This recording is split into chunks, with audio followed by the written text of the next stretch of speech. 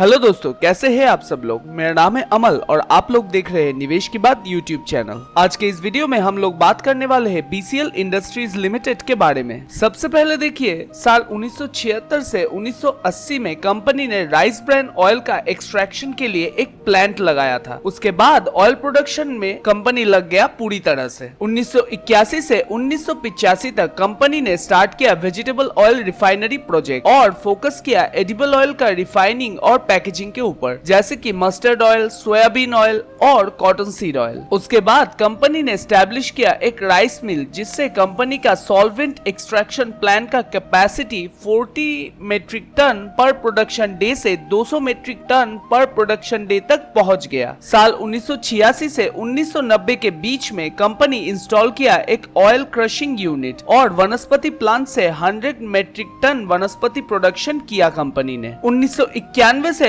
1995 में कंपनी का IPO launch हुआ और एक्सपेंशन प्लान इनिशिएट किया था और डबल किया था कैपेसिटी को एडिबल ऑयल, राइस और प्रोसेसिंग यूनिट को भटिंडा में। साल 1986 से 2000 तक कंपनी सिर्फ सब प्रोडक्ट कैटेगरी में कैपेसिटी को डबल किया था। साल 2001 से 2005 तक कंपनी ने एंटर किया रियल एस्टेट सेक्टर में और इंट्रोड्यूस किया डीडी मित्तल टावर्स और 2002 से 2003 में टर्नओवर किया था 2500 मिलियन का और 2003 से 2004 में टर्नओवर किया 3000 मिलियन तक का। 2006 से 2010 तक कंपनी ने एक्सपैंड किया डिस्टिलरी बिजनेस में और इंस्टॉल किया new green based distillery ethanol unit, जिसका डेली कैपेसिटी था 100 किलो और 5 मेगावाट पावर प्लांट इंस्टॉल किया था दावली रोड पे। 2011 से 2015 में कंपनी टर्नओवर अचीव किया 6000 मिलियन का और भटिंडा में एस्टैब्लिश किया बॉटलिंग प्लांट, जिसमें लॉन्च किया IMFL लेबल्ड ब्रांड्स विस्की और वोडका कैटेगरी में और जिसका कैपेसिटी था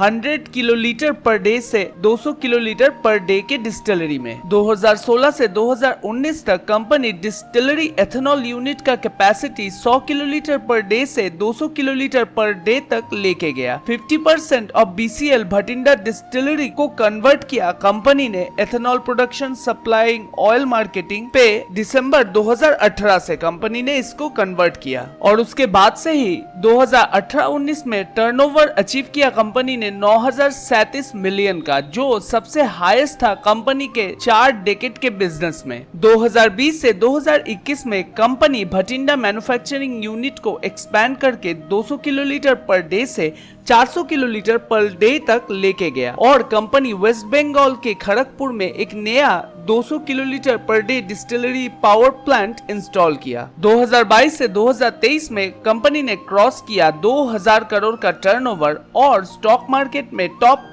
1000 कंपनीज में आ गया। कंपनी के कैप्टिव पावर प्लांट ने एक इशू को सॉल्व किया, जो था स्टबल बर्निंग का, और ये किया कंपनी ने भटिंडा के डिस्टिलरी में और ये कंपनी ने 2022 में आसपास के गांवों के अंचल को दूषण मुक्त किया इस प्रॉब्लम को सॉल्व करके। 2023 से 2024 में भटिंडा डिस्टिलरी प्रोडक्शन को डबल किया कंपनी ने, जो था 400 किलोलीटर पर डे और 2024 से 2025 में कंपनी ने खड़गपुर यूनिट में 100 किलोलीटर पर डे और ज्यादा ऐड किया।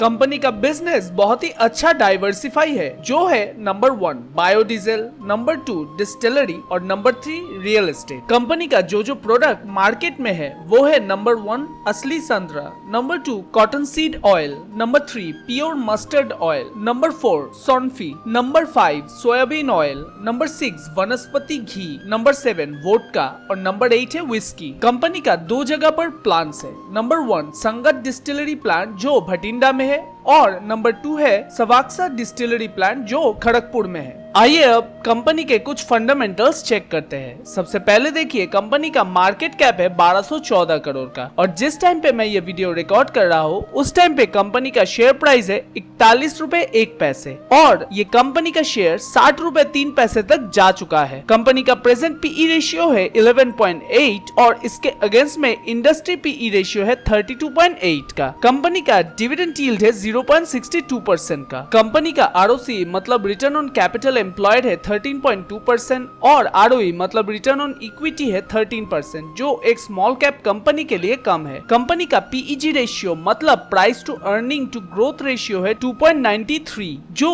ये दर्शाता है कि ये शेयर बहुत ही ओवर वैल्यू है। कंपनी का 5 सालों में सेल्स ग्रोथ हुआ है 25.2% और प्रॉफिट ग्रोथ हुआ है 29.5%, जो अच्छा है। कंपनी के ऊपर डेप्ट है 536 करोड़ का और इसके अगेंस्ट में रिजर्व है 772 करोड़ का, जो ठीक ही है। कंपनी का डेप्ट टू इक्विटी है 0.67 का। कंपनी का प्लेज परसेंटेज है 4.40% का। कंपनी का पियोतोर्स्की स्कोर है 4, जो ये दर्शाता है कि कंपनी के फंडामेंटल्स बिलो एवरेज है। लेकिन कंपनी का इंट्रिंसिक वैल्यू है 98.7, जो करंट प्राइस से बहुत ऊपर है, मतलब प्राइस बहुत ही अट्रैक्टिव है। और कंपनी का EPS ग्रोथ मतलब अर्निंग पर शेयर ग्रोथ 5 सालों में 18.8% हुआ है, जो बहुत ही अच्छा है। अब आइए कंपनी के क्वार्टरली रिजल्ट्स देखते हैं। कंपनी का सेल्स इंक्रीज हो रहा है, जहां मार्च 2024 में सेल्स किया गया था 598 करोड़ का, वहां से जून 2025 में 792 करोड़ का सेल्स हुआ है। बीच में थोड़ा ड्रॉप हुआ था, लेकिन ओवरऑल ग्रोथ ठीक है। सेल्स के साथ साथ एक्सपेंसेस भी इंक्रीज हो रहा है, जो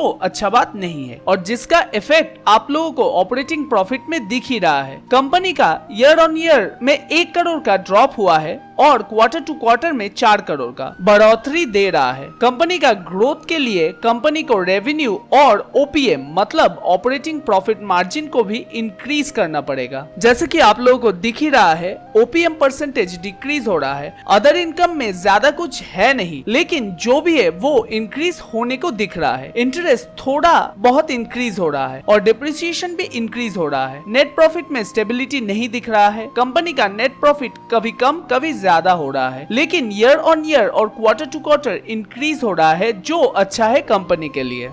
अब आइए कंपनी के एनुअल रिजल्ट्स पर नजर रखते हैं। जैसे कि आप लोगों को दिख रहा है कि सेल्स हर साल इंक्रीज हो रहा है। मार्च 2021 में सेल्स हुआ था 1427 करोड़ का। उसके बाद मार्च 2022 में सेल्स किया 1988 करोड़ का। मार्च 2023 में थोड़ा सा घट गया 1818 करोड़ का। उसके बाद मार्च 2024 में सेल्स किया कंपनी ने 2129 करोड़ का। मार्च 2025 में कंपनी ने सेल्स किया 2815 करोड़ का और ट्रेलिंग टिल मंथ में अभी तक 2971 करोड़ नंबर हुआ है और आगे ये बढ़ भी सकता है। ऑपरेटिंग प्रॉफिट में उतार चढ़ाव दिख रहा है एक्सपेंसेस के लिए। कंपनी ऑपरेटिंग प्रॉफिट मार्जिन मार्च 2024 के बाद से गिर रहा है। इंटरेस्ट सेक्शन में इंटरेस्ट इंक्रीज हो रहा है, जिसका मतलब है कंपनी लोन लिया है और उसके साथ साथ डिप्रिसिएशन भी इंक्रीज हो रहा है। अगर नेट प्रॉफिट देखेंगे तो दिखेगा इंक्रीज हो रहा है। बैलेंस शीट में इक्विटी कैपिटल इंक्रीज हो रहा है। कंपनी का बोरोइंग इंक्रीज हो रहा है मार्च 2020 से और उसके अगेंस्ट में कंपनी रिजर्व को भी इंक्रीज कर रहा है, जो अच्छा है। कंपनी लोन लेता है एक्सपेंशन के लिए, लेकिन हद से ज्यादा लोन कंपनी को बाद में मुसीबत में डाल सकता है। एक और चीज, कंपनी फिक्स एसेट्स इंक्रीज हो रहा है। मार्च 2021 में जहां पे 129 करोड़ का फिक्स एसेट था, वहां से मार्च 2025 में 634 करोड़ कर लिया है कंपनी ने। इन्वेस्टमेंट में घाटा दिख रहा है, मतलब कंपनी कोई इन्वेस्टमेंट सेल किया है। कैश फ्लो स्टेटमेंट में कैश फ्रॉम ऑपरेटिंग एक्टिविटी का नंबर पॉजिटिव दिख रहा है और मार्च 2023 से इंक्रीज भी हो रहा है, जो अच्छा है कंपनी के लिए। कैश फ्रॉम इन्वेस्टिंग एक्टिविटी में नंबर्स नेगेटिव है, मतलब कंपनी बाहर इन्वेस्ट कर रहा है बराबर, जिससे कंपनी को एक्सपेंशन में स्कोप मिलेगा। लेकिन कैश फ्रॉम फाइनेंसिंग एक्टिविटी सही नहीं है। ये सेक्शन का नंबर पॉजिटिव है, मतलब कंपनी लोन का इंटरेस्ट पे कर रहा है, जो हम लोग पहले देख चुके हैं। अब शेयर होल्डर पैटर्न में दिख रहा है प्रोमोटर्स का स्टेक अच्छा खासा है, थोड़ा सा इंक्रीज भी हुआ है। FII का स्टेक यानी कि फॉरेन इंस्टीट्यूशनल इन्वेस्टर का स्टेक मार्च 2024 से 6.41% था, लेकिन उसके बाद से गिर गया है, जो अच्छा बात नहीं है। और पब्लिक का स्टेक इंक्रीज हुआ है, लगभग 37 से 40% तक इंक्रीज हुआ है। 2015 से 2028 तक इंडिया में बायोडीजल कुछ ऐसे प्रकार बढ़ने वाला है। 2015 में कंज्यूम हुआ था जो था 0.1 बिलियन लीटर्स में, 2025 में हुआ 2.1 बिलियन लीटर, 2026 में हो सकता है 2.7 बिलियन लीटर्स और 2027 में 3.3 बिलियन लीटर्स और 2028 में कंजम्पशन हो सकता है 4.5 बिलियन लीटर्स पहुंच जाए। अगर ऐसा ही कंजम्पशन बढ़ता रहा तो बायोडीजल ये कंपनी कंपनी का फायदा करवा सकता है। फार्मर्स मेज मतलब मक्का ज्यादा फार्म करे, इसलिए फार्मर्स को इंसेंटिवाइज किया जा रहा है। 2017 से 2018 में मक्का के ऊपर एमएसपी मतलब मिनिमम सपोर्ट प्राइस था 1425 पर क्विंटल का, और ऐसे ही इंक्रीज होते होते 2025 से 2026 में हुआ है 2400 रुपए पर क्विंटल। इंडिया प्लान कर रहा है 2025 से 2026 तक 156 लाख टन ग्रेन मेनली मेज इथेनॉल प्रोडक्शन के लिए। बोल सकते हैं मेज मतलब मक्का सबसे ज्यादा यूज होता है एथेनॉल प्रोडक्शन के लिए। अब मेज बेस्ड डिस्टिलरी एथेनॉल प्रोड्यूस के लिए ही सिर्फ नहीं है, इससे जो वेस्ट आता है उसमें प्रोटीन रिच DDGS बनता है, जो पोल्ट्री और कैटल फीड के लिए बहुत ही वैल्यूएबल यानी कि अच्छा है। कंपनी का फाइनेंशियल ईयर 2026 में कुछ स्ट्रॉन्ग मोमेंटम एक्सपेक्ट करा जा रहा है, और वो है कंपनी का फाइनेंशियल ईयर 2024 से 2025 में फुल कैपेसिटी यूटिलाइजेशन पहुंचा है कंपनी 700 किलोलीटर पर डे तक, और कंपनी एक्सपेक्ट कर रहा है 1900 करोड़ से ज्यादा रेवेन्यू एक्सीड करेगा। कंपनी का टारगेट है क्वार्टर 2 फाइनेंशियल ईयर 2026 से पहले 75 kilolitre per day biodiesel plant. Company commissioning plan किया है दिसंबर 2025 में एक्सपेंशन का भटिंडा में 150 kilolitre per day ethanol production का, और कंपनी का प्लान है एडिबल ऑयल बिजनेस से पूरी तरह से एग्जिट कर जाना। आइए अब कंपनी का मैनेजमेंट का फोकस और स्ट्रेटेजी देखते हैं फ्यूचर के लिए। Number 1 core focus. कंपनी चाहता है पूरी तरह से एडिबल ऑयल बिजनेस से निकल जाना 2026 के